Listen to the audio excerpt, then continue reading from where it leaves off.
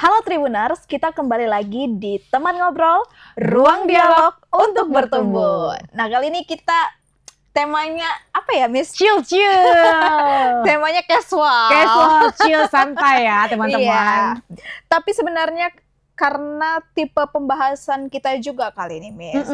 Kita kembali lagi di bulan Mei ini mengenai parenting. Ya, Joy, ini tentang ke orang tua. Iya, orang tua. Apakah orang tua itu harus sempurna? Atau kalau misalnya ada salah-salah sedikit, bolehkah? Atau seberapa batas batasannya toleransi? sih kan? Ya. Gimana sih aturannya? Betul. Gitu ya? Nah, jadi Miss, kadang karena orang tua ini takut salah, takut kurang, takut nggak cukup baik untuk anak-anak, jadi sering terlalu berhati-hati mendidik anak. Inilah beberapa case yang baru aja ketika Joy mengumpulkan pertanyaan-pertanyaan ini, Joy lihat yang berseliweran di media sosial. Sehingga kadang membuat anak itu bukannya seperti menurut, justru malah berbalik kan. Karena dia terlalu berhati-hati, anaknya jadi seenaknya gitu. Tidak, apakah karena dia takut memberikan parenting yang mungkin sedikit VOC atau tidak. Nah, ini bakalan kita bahas saat ini. Untuk itu, seperti biasa Tribuners, Joy udah bersama dengan Miss Ferawati Chandra, BBA, SE, Certified Hypnotherapist, Certified Trainer. Seperti biasa, Miss ini merupakan edukator, founder of Boston Academy Indonesia, dan seorang Certified Hypnotherapist from AWGI. Halo Miss. Halo Joy, halo Tribuners. Apa kabar semuanya di rumah nih? Pastinya baik ya. Ya. Pastinya baik Tribuners yang ada di rumah. Apalagi karena udah tahu ini jam-jam mau menonton Teman Ngobrol. Jadi kita temani teman-teman yang di rumah, atau parents yang di rumah, atau calon orang tua yang di rumah, entah nyambi-nyambi, terus bisa dengerin topik pembahasan kita. Ayo kita mulai. Apalagi Miss, ya, apakah Miss Vera belum tahu kalau penyuka Teman Ngobrol atau penikmat Teman Ngobrol ini lumayan banyak loh di platform Facebook kita. Thank you so much. Thank you dukungannya ya Joy. Kita kasih love dulu nih. Jadi kalau Joy gitu ngerekap kan, setiap minggu Joy rekap, kadang Teman Ngobrol ini sampai 10.000, 11.000. Thank you so much. Ya Kak, dan tapi ini mereka ini malas sekali komen-komen. Kadang cuman bilang, udah nonton. Ya komen, apa yang mau ditanya gitu. Ya, jadi sambil di komen-komen juga nggak apa-apa. Mana tahu bisa menjadi pembahasan di minggu depan. Jadi itu kayak special request ya. Iya, nggak masalah kan Miss? Nggak masalah, it's okay. Tanya kayak gitu. So nanti komen langsung aja apa yang tema apa yang teman-teman inginkan, kita research. Terus kita bahas di ruang ngobrol ini. Gimana ya kan? Oke Miss, ini ya Miss, pertanyaan yang paling top tier. Top tier. Miss, banyak orang tua merasa harus selalu benar di depan anak. Tapi sebenarnya seberapa penting sih bagi anak melihat orang tuanya juga pernah salah dan memperbaiki? Oke. It's a very good question ketika aku baca ya teman-teman. Saya baca, ini sangat bagus loh pertanyaannya Joy. Kenapa? Karena kita terjebak merasa harus jadi orang tua yang sempurna. Padahal kesempurnaan itu ya ketidaksempurnaan sebenarnya Joy. Look ya, bener ya.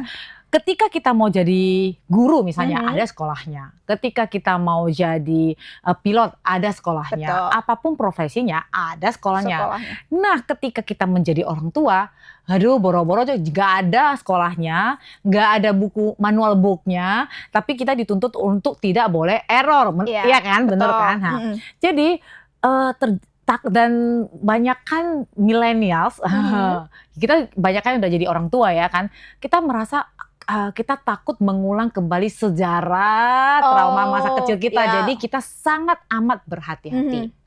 Oke, jadi tadi kembali lagi pertanyaan adalah gimana sih, boleh nggak sih kita buat salah-salah? Oke, biasanya saya menganjurkan kepada orang tua, gini nih, buat aturan basicnya nih. Gitu. Jadi kalau misalnya kalau itu tidak menyangkut harkat hidup, atau tidak menyangkut nama baik, ya it's okay. Karena kesempurnaan itu nggak ada Joy. Kita kan sambil belajar jadi orang tua yang baik, ya kan? Nah kita juga belajar menjadi untuk anak si A aja kita parentingnya versi A, it doesn't really work untuk anak si B. Bener nggak Joy? Betul. ya kan? Nah, untuk jenis kelamin yang beda juga beda kan Joy? Walaupun mereka kembar identik. Iya. Bener kan Joy? Benar. Gitu. Jadi salah-salah sedikit it's fine. Dan teman-teman, jangan takut untuk sebagai orang tua ya, jangan takut untuk mengakui kesalahan. Contohnya gini nih. Somehow sebagai wanita karir dan yang sangat super sibuk gitu. Karena kita bisa kelepasan kan? Kita ngurusin rumah, ngurusin kantor, ngurusin staff, ngurusin kerjaan. Nah ketika ada anak mami gitu kan, Iya. kita kadang keceplosan, what? Iya. Apa gitu. Nah tapi sangat penting untuk kita untuk ambil kembali kendali. Kok aku keceplosan ya? Langsung say sorry, it's fine. Aduh sorry, mami tadi keceplosan nih, maaf ya. Karena anak-anak juga belajar dari ketidaksempurnaan itu. Oke, tidak ada yang namanya 100% sempurna. Nah, Joy pernah nggak sih kalau kita sebagai teman ya menertawakan kesalahan kita? Pernah. Pernah dong. Iya. Jadi it's fine. Kadang-kadang makanya saya bilang, oke, batasannya adalah aturannya adalah tidak boleh melangkahi atau membuat harkat hidup kita jadi terganggu misalnya atau keselamatan hidup. Oke. Terus nama baik ya. Sisanya ya sudah. Misalnya pernah saya kurang bisa masak Joy. Ada nggak teman-teman di sini yang jenis kelaminnya juga wanita? Terus nggak bisa masak atau bare minimum ya masakannya. Oke. Punya Miss, maksud saya aneka menu masakan saya adalah masakan bertahan hidup. Oke. Edible, bisa dimakan. Oke. Jadi kadang-kadang ketika saya mencoba masakan baru atau belajar memasak, oke, bisa gosong kan, bisa tawar kan, Betul. bisa nggak ada rasa kan, so it's fine. Bahkan pernah ada satu hari anak saya bilang, Mami, kenapa nasi goreng hari ini dengan bumbu yang sama, dengan menu yang sama, dengan maksudnya bahan yang sama gitu, kok beda rasanya dengan kemarin? Hari ini tasteless loh Mami, no taste. Terus saya ya mengetahui kekonyolan itu sendiri. I'm so sorry, I'm not really good. Jadi saya akui saja, terima saja bahwa saya tidak terlalu fasih memasak, but I'm trying the best. Betul. Gitu aja. It's okay. Nah, ini juga akan berdampak pada psikologi pada anak ketika pada mata pelajaran atau pelajaran akademis mereka. Nah, anak-anak kan tidak semuanya pintar matematika. Benar ya. Ada anak yang sangat pintar di bidang kinestetik, maksudnya olahraga. Ada anak yang di bidang seni tarik suara. Oke. Tapi nggak semua anak-anak dan nggak semua anak-anak pintarnya di bidang matematika. As long as selama mereka berusaha. That's it. Khusus untuk bidang matematika, tuntutan saya cuma sampai SD 6. Kenapa Miss? Kenapa matematika sampai SD 6? Kan ada SMP, kan ada matematika. Oke. Ini opini pribadi, tapi coba teman-teman kita sama-sama telaah ya. Pengoperasian matematika dari TK sampai SD 9 tahun itu sebenarnya adalah tambah kurang kali bagi. Oke, baik kita ngecek soal volume, luas, semua itu tambah kurang kali bagi. Yang akan kita pakai sampai seumur hidup. Jadi kalau matematika TK dan SD itu, saya ngomong sama anak-anak murid gitu, yuk kita pahami, kita berusaha untuk pahami. Kenapa? Karena we will use this, kita akan pakai ini sampai kita tua nanti. Tapi matematika SMP itu tidak sama teman-teman. Matematika SMP udah ada algebra, ada log, ada sin konstan, yang belum tentu kita pakai kalau kita nggak mau jadi guru matematika kan, bener ya Joy? Nah, jadi kalau matematika dasar itu wajib bisa. Kalau belum bisa, ayo kita pelajari sampai bisa. Karena itu adalah basic, ilmu pengetahuan dasar, kira-kira seperti itu. Tapi ada nggak anak-anak yang matematikanya pas-pasan Joy? Ada. Ada dong. Kalau suruh saya memasak itu pas-pasan, dibel doang kan? Jadi kita juga berarti mengajarkan kepada anak-anak kita bahwa kita nggak perfect. Yes. We are good in something, but we are learning in something else. We are good in something, but we are learning in something else. Kira-kira seperti itu, Joy. Iya. Nah, seperti kita, Joy, kita mungkin yang tipe-tipe ekstrovert, ada nggak teman-teman? Iya. Kita bertemu teman baru, orang baru, kita fine aja, oke? Tapi coba kita disuruh, I'm not really good in editing things. Yeah. Saya nggak terlalu bagus di digital editing lah, terus bikin konten, saya bisa jadi artisnya aja, talentnya doang, misalnya gitu kan. Kalau untuk edit, saya rasa saya harus belajar 3 bulan kali ya gitu. Dimana teman-teman cuma belajar seminggu, lihat tutorial udah bisa, udah mahir ya. Jadi it's fine, I can learn, tapi saya juga nggak akan jadi expert banget di bidang yang aku nggak terlalu minat nih, gitu. Oke, Miss. Tapi apakah dengan bagi orang tua baru nih, mungkin yang selama ini sebelum dia menonton podcast kita ini dia betul-betul perfeksionis ya, terlalu sempurna untuk mengajari anaknya. Apakah itu bakalan berdampak kepada psikologi orang tua dan juga kepada anak nantinya? Dua-duanya berdampak. Akhirnya jadi takut salah. Kalau kita takut salah, kita takut gagal, akhirnya nggak pernah tahu yang benar itu seperti apa. Oke. Ngerti kan? Dan akhirnya anak sangat berhati-hati, terlalu main aman, sehingga tidak ada pelajaran yang di luar yang kita targetkan, misalnya gitu. Paham. Jadi mengerti kan? Anak-anak tidak pernah belajar hal-hal baru. That's why ada yang namanya smart street dan smart school ya. Yes. Pinter di masyarakat, pinter di ruang kelas, istilahnya gitu. Nah, apakah anak yang pinter di masyarakat itu 100% bagus? Belum tentu, Joy. Apakah anak yang pintar dalam sekolah itu 100%-nya bagus? Bukan tidak seperti juga. Itu, Joy. Nah, kita harus balance gitu. Tapi kalau kita sebagai orang tua, kita terlalu berhati-hati, terlalu berhati-hati, anak tidak akan mempelajari hal-hal yang baru. Yang mungkin aja, Joy, hal itu bisa berdampak bagus untuknya di masa depan, gitu kira-kira. Nah, Miss, kalau dari psikologi anaknya ya, apakah seorang anak itu bakalan mengingat kesalahan orang tuanya ketika mereka melakukan kesalahan, atau justru mereka lebih mengingat bagaimana mereka diperlakukan dalam masa-masa sulit? Oke, good question. Orang akan lupa, ini bukan hanya anak-anak, orang akan lupa terhadap apa yang kita katakan, dan apa yang kita perbuat. Tapi orang akan ingat bagaimana mereka merasakan, what do they feel about us? Apa yang mereka rasakan tentang kita, perbuatan mereka terhadap kita. Jadi anak-anak itu akan ingat feelingnya. Feelingnya. Misalnya gini, ketika kita sudah tahu salah, kita sebagai orang tua udah tahu salah nih. Kalau kita tetap kekeh mempertahankan bahwa itu benar, akhirnya kita mengirimkan pesan kepada anak bahwa aku keras kepala, tidak mau terima hal-hal yang baru. Jadi jangan salahkan anak-anak ketika mereka juga tidak mau nanti menerima pendapat kita. Jadi begitu ya? Mereka kan menganggap kita kuno dong. Betul. Bener kan? Gitu kan? Contohnya simpel-simpelnya aja deh. Oke, kita ngegeser sedikit, jangan ke orang tua, tapi ini contoh yang relate ya, Joy. Zaman dulu toko offline itu berjalan seratusan tahun. Iya, betul. And it's just fine.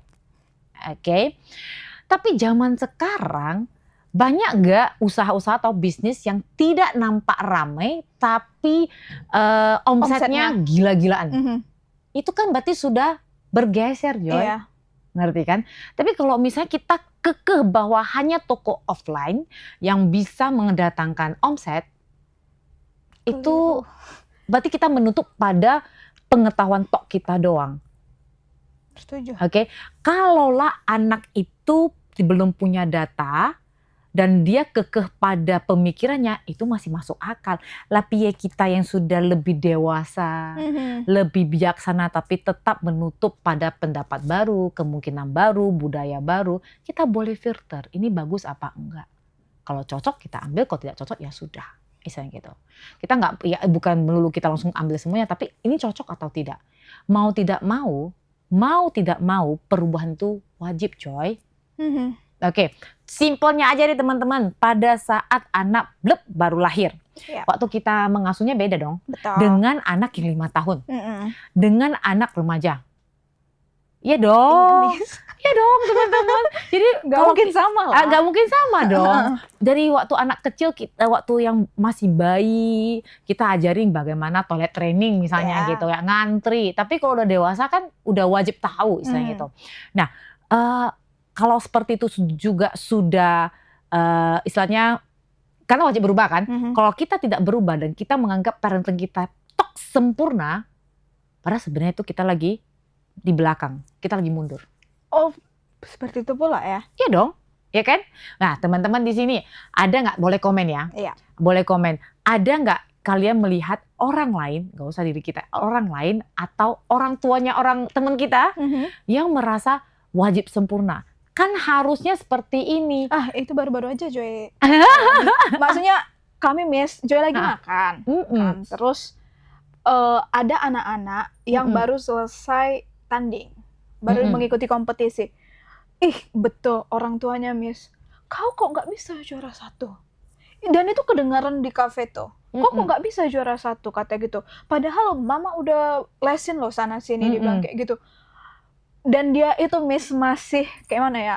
Kalau anak-anak mau kompetisi kan biasa yang didandani lucu-lucu kan sama orang tuanya.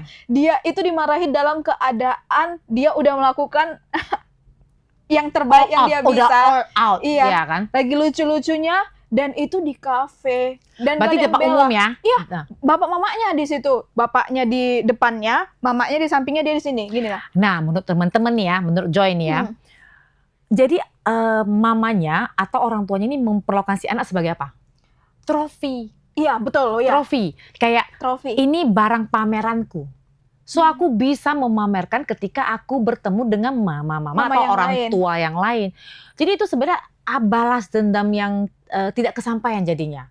Karena dulu kan pernah kan teman-teman dengar, dulu mama aja kalau mau les piano aja nggak bisa, kamu udah dilesin kamu gitu. Berarti itu orang tua yang belum siap, belum selesai dengan masa lalunya kan. Kayak seperti itu. Dan orang tua yang seperti itu sedang menanamkan bibit perasaan diri tidak mampu. Kau kok nggak bisa?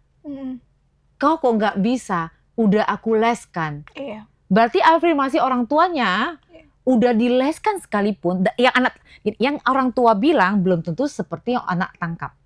Yang anak tangkap akan seperti, oh aku nggak akan bisa walaupun aku sudah dileskan. Walaupun aku sudah mengeluarkan semua effort, usaha. Aku sudah keluarkan semuanya, kayak nggak tahu malu, udah kayak keluarkanlah semua urat-urat malunya, sekalipun aku akan kalah. Itu yang ditangkap oleh anak. Dan kalau ini menjadi belief, kepercayaan diri anak, percaya diri anak di dalam otak ini bahwa dia tidak bisa, ya sudah, dia nggak akan bisa. Rugi nggak sih mama? Rugi lah. Bener rugi. Oh, kalau misalnya ya, mama yang tadi diketemu sama si Joy. Kalau merasa memang ini saatnya untuk berbenah, nggak ada yang salah. Kalau kita sudah tahu, kalau kita sudah tahu kita melakukan hal yang salah, terus kita mau berbenah, it's fine. Betul. Karena waktu itu kita tidak tahu. Oke, kalau mama-mama yang ketemu si Joy di kafe itu, tanpa sadar Anda tahu, Anda merasa oh itu aku, dan Anda perlu butuh konsultasi, please come to Joy, oke? Kita undang atau kita ngobrol lah ya, gitu kan? Karena masih banyak hal yang bisa kita lakukan terhadap anak ini, istilahnya gitu, untuk meningkatkan kepercayaan diri dia. Oke, anak kita itu bukan investasi kita, bukan juga trofi. Trofi itu kayak barang-barang kita perlu pamerkan, oke? Sebenarnya tidak. Yang paling penting itu yang kita tinggalkan di diri anak ini adalah apa yang kita tinggalkan di dalamnya. Betul. Di dalamnya, what is inside. Yes. Rasa aman, rasa percaya diri, rasa diri mampu, perasaan diri berharga, itu yang paling berharga ya Joy. Paling top tier namanya. Kenapa? Karena kita nggak akan selamanya. Kalau kita kasih warisan, let's say 1 T, 1 M, it's a good thing. Jangan salah paham, oke? It's a good thing, jangan salah paham. Kenapa? Karena itu akan memudahkan langkah dia, oke? Tapi kalau dia tidak pintar mengelolanya dan mindset terhadap keuangannya tidak bagus, ya udah itu suatu saat bakal Habis.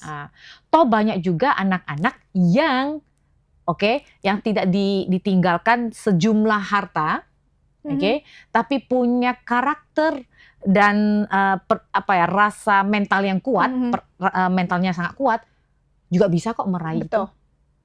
itu. Ya. Jadi buat teman-teman, mama-mama atau orang tua, yuk, nggak apa-apa kalau kita sudah pernah melakukan kesalahan. Nggak apa-apa, it's fine.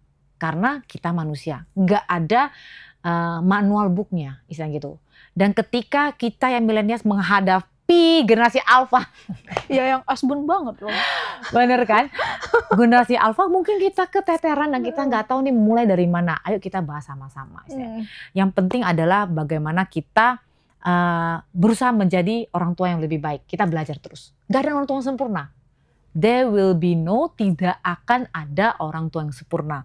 Yang ada adalah orang tua yang terus belajar bersama anaknya, belum bersamain gitu kira-kira. Oke, Miss. Tadi Miss udah panjang lebar mengasih tahu hal tersebut. Itu dari POV orang tua ke anak. Tapi gimana kalau misalnya bagaimana jika orang tua kebalikannya nih, Miss? Justru anaknya yang terlalu berambisi dalam berkompetisi. Very good question. Very good question, Joy. Ambisi is a good thing ya. Jangan salah paham, ambisi adalah hal yang bagus. Tapi anak-anak yang terlalu ambisi itu biasanya mencari validasi. Mencari validasi dari orang lain? Yes, ataupun orang tuanya. Biasanya perlu dipahami bahasa kasih anak ini adalah word of affirmation. Dia pengen dianggap, dipuji. Nah dari sana sebenarnya kita bisa tahu bahwa kemungkinan besar dia butuh pujian yang lebih baik lagi. Mungkin effortnya. Dalam anak-anak yang punya ambisi yang tinggi sekalipun, kita kan sama-sama nih Joy, sebagai manusia kita pasti ada journey-nya ya. Yes. Pasti kadang-kadang ada kalahnya pada saat pertandingan, kadang menangnya. Nah pada saat kalah itu justru mereka belajar banyak, Joy.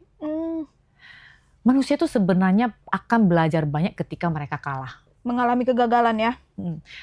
Untuk saya tidak pernah ada namanya kegagalan. Yang ada namanya pembelajaran. It's never a fail. Pembelajaran, oke. Diganti kalimatnya. It's always a learning process. Jadi kayak, kali ini belum juara 1 nih.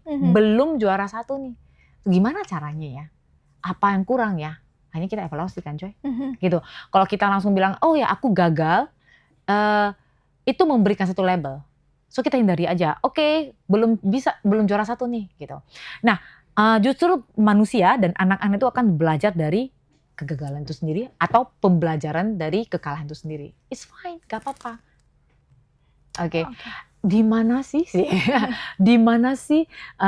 atlet atau pemenang yang sekalipun yang terus menang selamanya? Kan nggak ada. Selalu ada mungkin seri ya. Atau belajar lagi, kira-kira seperti gitu. Oke, Miss. Sekarang ini mungkin menjadi pertanyaan penutup untuk sesi kali ini. Joy mau tanya, gimana Miss supaya orang tua itu bisa happy, bisa fun dalam membersamai anak-anaknya, tapi dengan cara yang benar. Ya, ada funnya, tapi caranya benar juga. Bukan hanya sekadar fun, tapi salah. Kayak contoh, jangan kebablasan maksudnya. Iya, banget Miss. Joy ini jadi salah-salah ngomong. Takutnya terlalu liberal ya, terlalu bebas gitu ya. Pertama, kita diskusi dulu dengan pasangan. Anak kita ini mau dibawa kemana? Setelah ada goal, kita berarti tahu kotaknya bakal di sini nih, ujungnya bakal di sini nih. Nah, bagaimana cara balancingnya? Tidak ada yang 100% balance seperti gini. Kadang-kadang kita kurang, tapi kita akan berusaha untuk timpai lagi. Iya. Jadi kalau kadang-kadang kita perlu menyadari, oh udah lama nih nggak makan bareng istilahnya gitu. Berdua ngedate sih sama anak. Ketika kita ingat, kita jadikan pembelajaran. Oh iya nanti saya taruh reminder kira-kira seperti itu. Nah tadi kan pertanyaan Joy adalah supaya tidak terlalu bablas nih kan. Biasanya itu akan diikuti oleh value-nya keluarga itu dulu. Apa top tier anak yang Joy dan bersama pasangan atau teman-teman bersama pasangan mau itu anaknya mesti apa? Saya minta biasanya 5 kriteria anak ideal. Oke. Karena anak ideal kriteria buat Joy sama buat Miss sama buat saya berbeda. Dengan buat Anda juga berbeda. Oke. Nah, kriteria ini akan menjadi value nilai hidupnya anak ini. Selama itu tidak terlalu jauh-jauh amat, ya sudah. Sedasar itu harus dipikirkan dari sekarang. Oh ya, Joy, justru Joy, justru yang paling penting adalah fondasi dasarnya, Joy. Justru kalau yang lain-lain itu polesan aja, Joy. Misalnya kalau anak ini belum mulai mulai karirnya dalam pertandingan apa gitu di usia 5, nanti di usia 10 boleh kan? Boleh. Ngeri kan?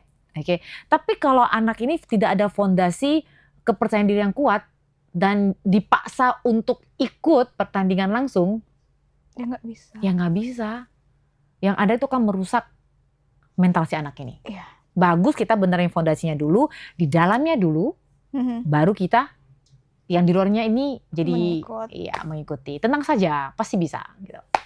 Oke, itu tadi sedikit tips dari Miss Vera ya. Memang dari podcast kali ini dapat yang Joy simpulkan itu memang pada nyatanya tidak bakalan ada orang tua yang sempurna. Nggak ada. Oke. Tapi orang tua yang paling baik itu adalah orang tua yang bertumbuh bersama anak dan belajar.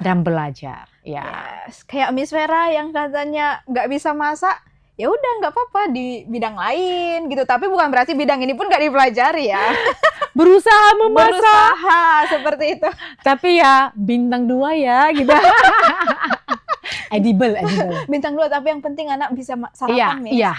Walaupun hari ini rasa nasi gorengnya mungkin tasty, hari kedua tadi katanya tasteless.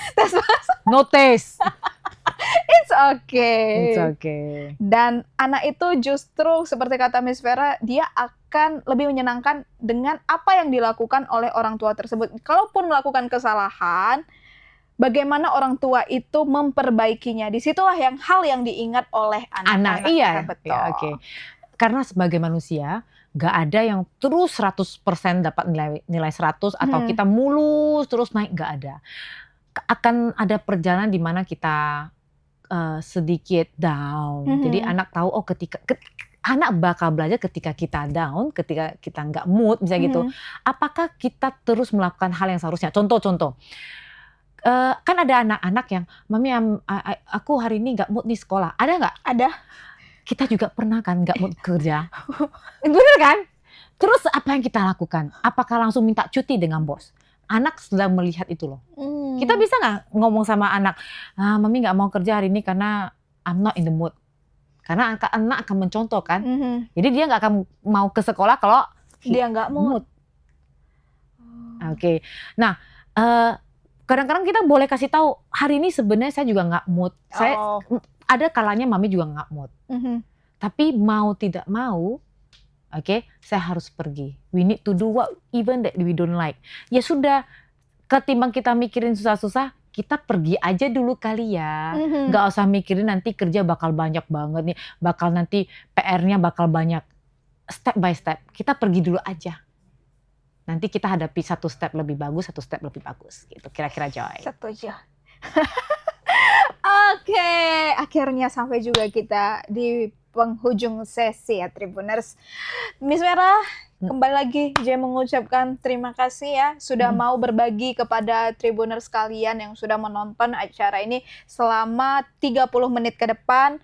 Joy juga mau mengucapkan terima kasih kepada Tribuners ya yang udah nggak bosan-bosannya untuk tetap setia menyaksikan teman ngobrol. Kalau setiap hari apa Joy? Setiap hari Kamis. Jam berapa Joy? Jam 3. Jam 3. Oke. Kalau begitu, aku Joy. Aku Miss Vera. Dan yang bertugas pamit undur diri. Sampai ketemu di episode selanjutnya. Bye, Dadah. Dreamers!